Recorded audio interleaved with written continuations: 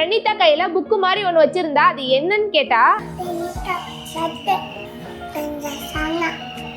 அவ கையில இருந்தது 2025க்கான டைரி தாங்க. அதுல நம்ம கொடுக்குற போட்டோ வந்து குவாலிட்டியா பிரிண்ட் பண்ணி கொடுத்துறாங்க. ஃப்ரண்ட்ல ஒரு போட்டோவும் பின்னாடி ஒரு போட்டோவும் சைட்ல வந்து நம்ம கொடுக்குற பேரை வந்து மென்ஷன் பண்ணி கொடுத்துறாங்க. இது நம்ம யாருக்காவது கிஃப்ட் பிரசன்ட் பண்றோம் அப்படின்னா அது வந்து நல்ல யூனிக்கான கிஃப்டா இருக்கும். உள்ள வந்து பேஜஸ்லாம் ரொம்பவே குவாலிட்டியா இருக்கு.